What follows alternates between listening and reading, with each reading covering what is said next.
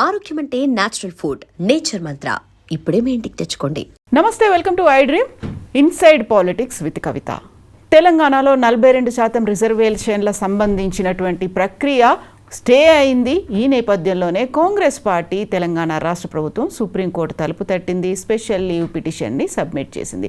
యాక్చువల్గా మొత్తంగా బీసీ రిజర్వేషన్లకు సంబంధించి ప్రక్రియలో ఎక్కడ లోపం ఉంది, ఏం జరగాల్సినటువంటి అవసరం ఉంది. మనతో పాటుగా ఉన్నారు పొలిటికల్ అనలిస్ట్ వి ప్రకాష్ గారు. సో మనం బీసీ రిజర్వేషన్లకు సంబంధించి గతంలో కూడా మాట్లాడుకున్నాం. ఇప్పుడు మాట్లాడుకుంటే ఒక హైకోర్టు స్టే ఇచ్చింది. దీంతో సుప్రీంకోర్టు దాకా వెళ్ళారు. అక్కడ ఒక తప్పు అనేది జరిగింది అనే మాట వినిపిస్తుంది. అట్ ద సేమ్ టైం హైకోర్టే అడ్డుపడింది, హైకోర్టు అన్యాయం చేసింది అని బీసీజేఏసీ అనౌన్స్ చేస్తుంది. మీరు ఎట్లా చూస్తున్నారు ఈ మొత్తం ఎంటైర్ ప్రాసెస్ని? ఇప్పుడు తప్పు చేసింది రేవంత్ రెడ్డి ప్రభుత్వం. ఎందుకంటే ప్రాపర్ పద్ధతిలో పోతే రిజల్ట్ వస్తుంది. అట్లా పోవట్లేదు ఆ ప్రభుత్వం. కావాలని చెప్పి బీసీలను కళ్ళు కప్పడానికి ప్రయత్నం చేస్తుంది. ఇప్పుడు ఎవరైతే హైకోర్టు తప్పుపడుతున్నారో వాళ్ళు అర్థం చేసుకోవాల్సింది ఏంటంటే ఇక్కడ తప్పు చేసింది హైకోర్టు కాదు, తప్పు చేసింది రేవంత్ రెడ్డి. వీళ్ళు రేవంత్ రెడ్డి ట్రాప్లో ఉన్నారు. ట్రాప్లో ఉండి ఇది హైకోర్టు మీదనో సుప్రీంకోర్టు మీదనో నెడుతున్నారు. ఇప్పుడు 2 4 అవుతుంది, 2 × 2 4 అవుతుంది. హైకోర్టు అయినా అదే చెప్తుంది, సుప్రీంకోర్టు అయినా అదే చెప్తుంది. రేవంత్ రెడ్డి 2 × 2 3 అంటుండు. వీళ్ళు తలలూపుతున్నారు. ఎవరు తప్పు అనుకోవాలి? ఇప్పుడు ప్రభుత్వానికి మంచి యంత్రాంగం ఉంటుంది, లా సెక్రటరీ ఉంటాడు, చాలామంది క్యాబినెట్లో లాయర్స్ కూడా ఉన్నారు. బయటకు వచ్చిన తర్వాత హైకోర్టులో స్టాండింగ్ కౌన్సిల్స్ ఉంటారు. అందరికంటే ఎక్కువ అడ్వకేట్ జనరల్ ఉంటాడు గైడ్ చేయడానికి. మరి ఇంతమంది ఉండగా ఎవరిని అందరినీ కాదని చెప్పి ముఖ్యమంత్రి నిర్ణయం తీసుకొని నీ ఇట్లా బోన్లే అని చెప్తే ఆయనకు చట్టం గురించి తెలియాలని రూల్ ఏం లేదు. చట్ట ప్రకారం ఎన్నికవుతారు కానీ చట్టం గురించి వాళ్ళకు తెలియాలని లేదు. కాబట్టి ఇంతమంది ఉంటారు వాళ్ళకు. ఎవరిని కన్సిడర్ చేయకుండా ఏం లేకుండా ప్రజలను మభ్యపెట్టే ప్రయత్నం చేస్తే ఎంతకాలం నమ్ముతారమ్మా? బీసీలలో భ్రమలు పోయినాయి. ఆ 42% అనౌన్స్ చేసినప్పుడు కొంత భ్రమలు ఉండే కామారెడ్డి డిక్లరేషన్లో. తర్వాత అర్థమైపోయింది వాటి డొల్ల మాటలు, ఈయనేం చేయలేడు, కావాలని చెప్పి మనల్ని మోసం చేస్తున్నాడు అనేది అర్థమవుతుంది. ఇప్పుడు కోపం సుప్రీంకోర్టు మీద కాదు, బీసీలది హైకోర్టు మీద కాదు. రేవంత్ రెడ్డి ఒక ప్రాపర్ పద్ధతిలో దాన్ని సాధించే లక్ష్యంతో పనిచేయకుండా ఎన్ని చెప్పొచ్చు అంటే ఆయన బీసీలను మభ్యపెట్టి మోసం చేస్తున్నాడని. కంపల్సరీ దాన్ని ఎక్సీడ్ కావాలంటే ఇందిరా సాహని కేసులో ఏదైతే 50% కోటా పెట్టిందో దాన్ని కనుక ఓవర్కమ్ కావాలంటే కృష్ణమూర్తి కేసులో కొన్ని హింట్స్ ఉన్నాయి మనకు. ట్రిపుల్ టెస్ట్ అనేది ఏదైతే వాళ్ళు చెప్పారో, Krishnamurthy versus union of India. So ఆ కేసులో ట్రిపుల్ టెస్ట్ను కనుక ఈయన ఫాలో అయ్యి ఉంటే హైకోర్టు డెఫినెట్గా కన్సిడర్ చేసేది. హైకోర్టు అడిగిన ఏ ప్రశ్నకు అడ్వకేట్ జనరల్ దగ్గర సమాధానం లేదు. ఆ ట్రిపుల్ టెస్ట్లో ఆ భూసాని వెంకటేశ్వరరావు అనేట ఆయనను డెడికేటెడ్ కమిషన్కి వేశారు. ఏం డెడికేట్ చేసిండమ్మా ఆయనకి ఏమైనా ఇచ్చారా? ఆయనకు సర్వే చేయడానికి బలగాన్ని ఇవ్వలేదు, అధికారాన్ని ఇవ్వలేదు. జిఐడి కదా సర్వే చేసింది. ఫలితాలను విశ్లేషించింది ఎవరు? 3 మినిస్టర్ల కమిటీ. ఆయనకి ఏమైనా సంబంధం ఉన్నదా? తర్వాత దేని మీద వాళ్ళు ఎంపెరిక్ డాటా అని అన్నారు కదా, ఎంపెరికల్ డాటా ఏం చేసిందమ్మా అంటే ఏ లోకల్ బాడీలో, ఏ జిల్లా పరిషత్ టెరిటోరియల్ కాన్స్టిట్యున్సీలో, ఏ మండలంలో ఎంత బీసీలున్నారు, ఎంత ఎస్సీలున్నారు, ఎంత ఎస్టీలున్నారు, దేనికి రిజర్వ్ చేయాలి, అది ఇది కదా ఇన్ఫర్మేషన్ ఎంపెరికల్ డాటాలో కావాల్సింది. అంటే ఫస్ట్ టెస్ట్ డెడికేటెడ్ కమిషను మొక్కుబడిగా వేశారు, డాటా కలెక్షన్ మొక్కుబడిగా జరిగింది, ప్రతి ఒక్కరు దాన్ని విమర్శించారు. మూడోది ఏదైతే ఉన్నదో ఈ 50% కండిషన్ ఏదైతే ఉన్నదో దాన్ని ఓవర్కమ్ కావాలనుకున్నప్పుడు ఈ 2 చాలా ఇంపార్టెంట్. ట్రిపుల్ టెస్ట్లో అక్కడ ఫెయిల్ అయ్యిండు. సెకండ్ ఏంటంటే చట్టం కాకముందే పంచాయతీరాజ్ బిల్ అమెండ్మెంట్ చేశారు 285 సెక్షన్కి. అమెండ్మెంట్ చేయడం బాగానే ఉంది. నువ్వు అమెండ్మెంట్ చేసిన తర్వాత దాన్ని గవర్నర్ ఒప్పుకొని సంతకం పెట్టాడా? గవర్నర్ సంతకం పెట్టిన చట్టం ఎట్లయితుంది? గవర్నర్కు ధర్మ సందేహం అడ్డం వచ్చింది. ఇది గతంలో ఇచ్చిన సుప్రీంకోర్టు రూలింగ్కు భిన్నంగా ఉన్నది ఈ సవరణ. కాబట్టి అది రాష్ట్రపతికి రిఫర్ చేశాడు. రాష్ట్రపతి దగ్గర పెండింగ్ ఉన్నది. పెండింగ్ ఉన్నప్పుడు జీవో ఎట్లు ఇస్తారు? ఇప్పుడు జీవోలు చట్టపరంగా ఉండాలి. ఆయన ఇచ్చిన జీవో 9 ఏదైతే ఉన్నదో ఆ చట్టపరంగా లేదు కదా, చట్టమే రాలే కదా ఇంకా. హైకోర్టు అదే అడిగింది. ఇంకా మీరు చట్టమే చేయలేదు, అది గవర్నర్ దగ్గర రాష్ట్రపతి దగ్గర పెండింగ్ ఉంది, మీరు ఎట్లా జీవో ఇష్యూ చేస్తారు? అంటే బేసిక్ లీగల్ నాలెడ్జ్ ఉన్నవాడికి అర్థమయ్యే విషయము మరి ప్రభుత్వంలో ముఖ్యమంత్రి ఉన్న వ్యక్తికి అర్థం కాలేదా? కావాలని ప్రజలను మభ్యపెట్టడం. ఇంకోటి, ఇప్పుడు ఆయనకి ఎలక్షన్ అక్కర్లేదు, కొంతకాలం దీన్ని సాగదీయాలి. రేపు ఒకవేళ జూబ్లీహిల్స్లో కాంగ్రెస్ క్యాండిడేట్ గెలిస్తే అప్పుడు ఆయనకు పాజిటివ్ అవుతుంది అని చెప్పి దీన్ని ఎట్టి పరిస్థితుల్లో వాయిదా వేయించాలి. కాబట్టి మళ్ళీ హైకోర్టులో తన అనుచరులతోని కేసు వేయించాడు, దగ్గర వ్యక్తులతో కేసులు వేయించాడు. ఇదంతా ప్రజలకు అర్థం కావాలి, అర్థం అవుతున్నది కూడా. కులగణన చేపడుతున్నారు అంటే ఫస్ట్ మీరు దాన్ని అప్రిషియేట్ చేశారు, నేను పార్టిసిపేట్ చేశాను, ఏ క్వశ్చన్స్ వేశారు అనేది మనం ఇలాగే ఇక్కడే కూర్చొని మాట్లాడుకున్నప్పుడు. ఆ తర్వాత జరిగినటువంటి వాటిలలో ఓకే అవుట్కమ్ బాగానే వస్తుంది అని అనుకున్నారు. ఆ తర్వాత ఇప్పుడు 42% రిజర్వేషన్ జీవో రిలీజ్ చేశారు. కాదు 9th షెడ్యూల్లో పెట్టాల్సినటువంటి అవసరం ఉంది, జరగాల్సినటువంటి పోరాటం జరగలేదు, దానికంతా కారణం బీజేపీ ప్రెషర్ పెట్టలేకపోయింది అనేటువంటి మాట వినిపిస్తుంది. అంటే కులగణన విషయంలో ఏం జరిగిందంటే, మేము ఫామ్స్ ఫిల్అప్ చేసినప్పుడు బాగానే అనిపించింది, కొద్దిగా ఎక్కువ డాటా అడిగారని అనిపించింది. బట్ వచ్చిన వాళ్లకు అనుభవం లేదు సరిగా. రెడ్డి అంటే రెడ్డి అని రాసుకున్నారు. ఇప్పుడు బీసీలల్లో కనీసం ఒక 10 లక్షల కుటుంబాలు మున్నూరు కాపువి రెడ్డి అని పెట్టుకుంటారు. వాళ్ళందరినీ రెడ్లలో కలిపేసి మాది 16% ఉందన్నారు. కేసీఆర్ గారు నాకు స్వయంగా చెప్పారు, అప్పుడు డాటా ఏదైతే సకల జనుల సర్వేలో చేశారు కదా, సమగ్ర కుటుంబ సర్వేలో నాకు స్వయంగా ఆయన చెప్పింది ఏంటంటే 2.5 రెడ్ల పర్సెంటేజ్ మొత్తం జనాభాలో తెలంగాణలో 2.5% మాత్రమే, మొత్తం అప్పర్ కాస్ట్లు కలిపితే 9% లేరని చెప్పాడు. సో వాస్తవాలు అట్లుంటే 16% ఎక్కడి నుంచి వచ్చిన రెడ్లు? మున్నూరు కాపులు ఇలా ఏ ఊరికి పోయినా కూడా గెలుపు ఓటములను ప్రభావితం చేసే విధంగా ఉంటారు సగం తెలంగాణలో. వాళ్ళను 13 లక్షల కుటుంబాలకు పరిమితం చేశాడు. అంటే ఇవన్నీ అవకతవకలు జరిగినాయి, అందరూ కూడా దాని మీద ప్రతిస్పందించారు. బట్ అది తప్పుల తడక సర్వే. తర్వాత 30-40% ఇండ్లను టచ్ చేయలేదు. వీళ్ళు పోయినప్పుడు లాక్ చేసి ఉండొచ్చు, లేకపోతే పర్సన్స్ లేకపోవచ్చు. జస్టిస్ ఆయన ఎవరు, మన ఇప్పుడు ఈశ్వరయ్య గారు, మా ఇంటికి ఎవరు రాలేదని చెప్పాడు. అటువంటి పెద్ద మనుషులను ఉపయోగించుకోవాలి వీళ్ళు, ఎంపెరికల్ డాటా కలెక్షన్లో కానీ, దాని మీద డెడికేటెడ్ కమిషన్ ఫంక్షనింగ్ ఎట్లుండాలనే దాని మీద కానీ, రిపోర్టు విషయంలో కానీ. అంటే అది ఎందుకు భూసాని వెంకటేశ్వర్ల గారికి ఇవ్వలేదు అని అంటే, ఇది తప్పులన్నీ ఆయన పట్టుకోగలుగుతాడు కాబట్టి. ఒక సర్వే సంస్థకి ఇచ్చారు, ఒక రెప్యూటెడ్ సంస్థకి ఇచ్చారు. ఇచ్చినాక వాళ్ళ తప్పులన్నీ వాళ్ళ దృష్టి తీసుకొచ్చారు, ప్రధాన తప్పులు ఏం జరిగాయి, లోపాలని. అర్బన్లో 40% అసలు కౌంటేజ్ రాలేదు అని అన్నారు. అర్బన్లో ఉన్న కుటుంబాలలో 40% కుటుంబాలది సర్వే లేదు అని అన్నారు. ఇవన్నీ మీరు బయటకు చెప్పకండి, మాకు రిపోర్ట్ పంపించండి అని చెప్పారు.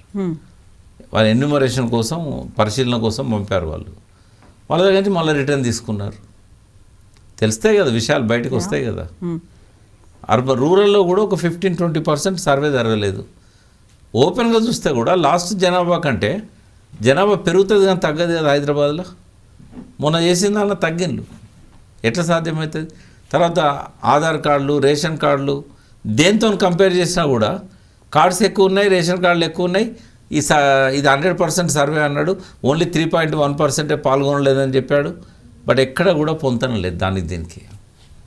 ఇవన్నీ చూసినప్పుడు ఏంటంటే హైకోర్టు నోటీసుకు కూడా వస్తాయి కదా ఇవన్నీ. అంటే ఓ డెడికేటెడ్ కమిషన్ సరిగా పనిచేయలేదు, లీగల్ ప్రొసీజర్ సరిగా ఫాలో కాలే. ఏమంటే ఎక్కడి నుంచి ఇస్తారమ్మా రిజర్వేషన్? ప్రధానమంత్రి దగ్గర పోయి రాజ్యాంగ సవరణ చేయమని 9th షెడ్యూల్లో పెట్టమని అడిగే పరిస్థితి కూడా లేదు కదా. ఇదేదో లోకల్ బాడీస్ కోసం కాదు, బీసీలకు ఎడ్యుకేషన్లో, ఎంప్లాయ్మెంట్లో జరిగే అన్యాయాలను సవరించాలంటే కూడా ఈ పద్ధతే పోవాలి. ఈయన అనుసరిస్తున్న పద్ధతి అది నోటితో పిలిచి నొసటితో వెక్కిరించినట్టే ఉన్నది. అది ఇప్పుడు యాక్చువల్గా హైకోర్టులోనేమో ఒక స్టే అనేది ఉంది, 6 వారాల గడువు అయితే ఉంది. ఇప్పుడు సుప్రీంకోర్టుకు వెళ్తే అక్కడ ఏం జరుగుతుందని మీరు అనుకుంటున్నారు? ఏం జరగదు, పిటిషన్ డిస్మిస్ చేస్తారు, లేదా విచారణకు స్వీకరించో ఇద్దరు ఆర్గ్యుమెంట్స్ విన్న తర్వాత డిస్మిస్ చేస్తారు. అక్కడే పోయి కొట్లాడుకోపోండి అని చెప్తారు. ఏముండదు. వీళ్ళేం తప్పు చేసిందని సుప్రీంకోర్టు పరిశీలిస్తుందమ్మా? ఇప్పుడు హైకోర్టు జడ్జెస్ ఏమన్నా తప్పులు చేస్తే కావాలని చెప్పి ఏమన్నా ఉంటే దాన్ని వాళ్ళు కాగ్నిజెన్స్లోకి తీసుకొని హైకోర్టు ఇంట్లో తప్పు చేసింది కాబట్టి స్టే వెకేట్ చేయమని చెప్తారు. బట్ ఏం తప్పు చేశారు హైకోర్టు ఇంట్లో? వీళ్ళు సరిగా కంప్లై చేయలేదు, వాళ్ళు అడిగిన వాటికి సమాధానాలు ఇవ్వలేదు. కొత్తగా ఆడ చెప్పేది ఏముంటుంది? అభిషేక్ మను సింఘ్వి చేసినటువంటి వాదన చూడండి, ఎడ్యుకేషన్ కావచ్చు, ఎంప్లాయ్మెంట్కి సంబంధించి ఒక క్యాప్ అనేది ఉంది తప్ప రాజకీయాలకి పరిపాలనకి సంబంధించి క్యాప్ అనేది లేదు, రాజ్యాంగంలో ఎక్కడా పొందుపరచలేదు అనేది కన్విన్స్ అవ్వలేదా కోర్టు? పోనీ మరి అట్లా కనుక చేయదలుచుకుంటే మీరు రాష్ట్రపతి సంబంధించిన ఆ పెండింగ్ ఏదైతే ఉన్నదో ఇది అసెంబ్లీలో యునానిమస్గా చేసిందే కదా. అవును. మరి ఎందుకు ఒప్పుకోవట్లేదు అది వచ్చేదాకా? అది రావాలి కదా. ఎందుకు కావాలనే డిలే చేస్తున్నారు కాబట్టి రావట్లేదు అనేది కదా. కావాలని డిలే చేసినా కూడా ఒకవేళ నీకు ఇప్పుడు ఈసారి వీలు కాలేదనుకోండి, నెక్స్ట్ టైం అమలు చేయి. ఇప్పుడు నువ్వు ఎందుకు బ్రహ్మలు పెట్టాలి బీసీలకు? ఇప్పుడు ఎలక్షన్ కమిషన్ ఏదైతే ఉన్నదో నువ్వు ఇచ్చిన తర్వాతనే కదా వాళ్ళు ఎలక్షన్లో పోవాలని చెప్పి నామినేషన్ తీసుకున్నది. తెలిసి కూడా అంటే కోర్టు స్టే ఇస్తుంది ముందుకు పోదు అని తెలిసి కూడా చేశాడు ఆయన. అంటే ప్రాపర్ పద్ధతిలో పోతే ఇట్లా జరగదు. మీరు అన్నది రాజ్యాంగంలో ఎక్కడ క్యాప్ లేదు, బట్ ఆ కేసు ఉంది కదా 2010లో వచ్చిన Krishnamurthy versus union of India, అందులో పెట్టారు. ఇది లోకల్ బాడీస్ కోసమే పోయినలు అక్కడ కోర్టుకి. ఇందిరా సాహ్ని కేసులో లోకల్ బాడీస్ ప్రస్తావన లేదు, కానీ కృష్ణమూర్తి కేసులో ట్రిపుల్ టెస్ట్ అని పెట్టింది లోకల్ బాడీస్ విషయంలోనే. అదే హైకోర్టు ప్రశ్నించింది, ట్రిపుల్ టెస్ట్ మీరు కంప్లై చేయలేదు. అదేవిధంగా పంచాయతీరాజ్ చట్ట సవరణ ఏదైతే చేశారో దాన్ని చట్టంగా మార్చకముందే మీరు జియో ఇష్యూ చేశారు. ఇది అభిషేక్ సింఘ్వి అయినా కపిల్ సిబ్బల్ అయినా కోర్టు తప్పులను పట్టుకున్నప్పుడు వాళ్ళు ఏం చేయలేరు కదా. సో ఇప్పుడు ఎలక్షన్స్ అనేవి ఎప్పుడు జరుగుతాయని మీరు అనుకుంటున్నారు? 42% రిజర్వేషన్తో మాత్రమే మేము ఎన్నికలకు వెళ్తాము అనేది రేవంత్ రెడ్డి పదే పదే చెప్పినటువంటి మాట. అది సాధ్యం కాదు. అది జరగాలంటే మళ్ళీ డెడికేటెడ్ కమిషన్ వేసి ఆ ట్రిపుల్ టెస్ట్ను కోర్టులు తప్పుపట్టలేని విధంగా దాన్ని అమలు చేయాలి. చేస్తే అప్పుడు కోర్టు క్లీన్ హ్యాండ్స్తో పోయినట్టు ఉంటుంది. రెండవది మోడీ గారి దగ్గర పోయి కూర్చొని రాష్ట్రపతి ఏదైతే పక్కకు పెట్టిందో ఆమెతో దాని సంతకం పెట్టియాలి. అంటే నువ్వు ఎప్పుడైతే 10% ముస్లింలను తీసుకొచ్చి బీసీ కోటాల అటాచ్ చేసావో ఆ రోజే డిసైడ్ అయిపోయింది వాళ్ళు చేయరు అని. తర్వాత అయోధ్య కోసం ప్లీజ్ చేయడానికి పోయి అక్కడ మాట్లాడుకోవాలా, జంతర్ మంతర్ దగ్గర ధర్నా పెట్టినప్పుడే అర్థమైంది బీసీలకు ఈయనకు చేసే ఉద్దేశం లేదు. ధర్నా ఎప్పుడు చేయాలమ్మా? నువ్వు ప్రధానమంత్రికి ఎన్నోసార్లు కలుతావు, కాలు ముక్తావు, అడిగి పోయినప్పుడు ఈ విషయం ఎందుకు అడగవు?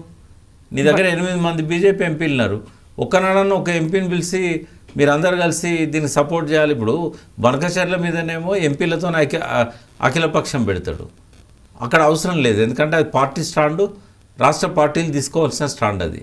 ఇక్కడ ఎంపీల అవసరం ఉంది. ఇక్కడ 8 మంది కాంగ్రెస్, 8 మంది బీజేపీ గెలిచారు, పోయి అక్కడ రిప్రజెంట్ చేయాలి కదా. ఒక్కనాడన్నా ఎంపీల మీటింగ్ పెట్టిండా, ఎంపీల అఖిలపక్షం పెట్టిండా, ఎంపీలకు ఛాయ్ తాగిచ్చి అడిగిండా, పోనీ రిక్వెస్ట్ చేసిండా మీడియా పరంగా? బడేబాయ్ ఎందుకని చూడట్లేదు, వీటన్నిటిని ఎందుకు పట్టించుకోవట్లేదు? బడేబాయ్ దగ్గర తీసుకుపోయిన వాళ్ళు ఎవరు తీసుకుపోయారు? ఇదంతా డ్రామాలు. ఇప్పుడు ఇది 19వ శతాబ్దం 20వ శతాబ్దం కాదు.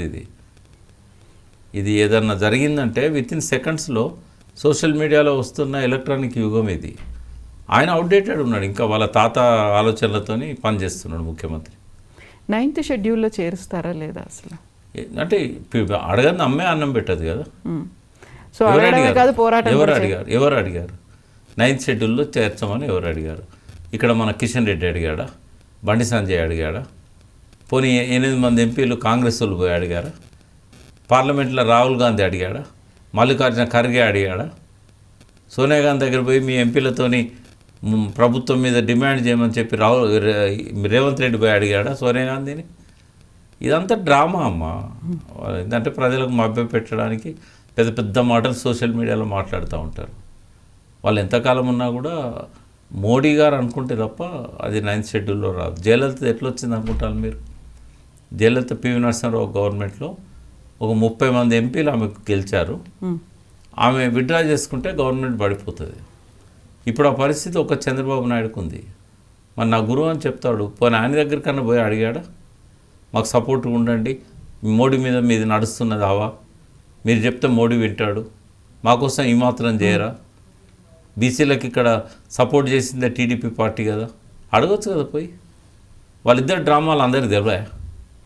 ఇప్పుడు తమిళనాడులో ఉన్నటువంటి అనివార్యత మన దగ్గర లేదా, అందువల్లే ముందుకు అడుగు పడట్లేదా? ఎట్లుంటుందమ్మా, ఇప్పుడు తమిళనాడులో 60-70 ఏళ్ళ పోరాటం జరిగింది బీసీలది, పెరియార్ గారి నాయకత్వంలో. ఇక్కడ ఎప్పుడైనా జరిగిందా అట్లాంటి పోరాటం? దాని దగ్గరలోనే ఉన్నాము మనం. నాకు తెలిసి బీసీలను ఆర్గనైజ్ చేసే కృషి ఒక వరంగల్లో జరుగుతూ ఉందమ్మా.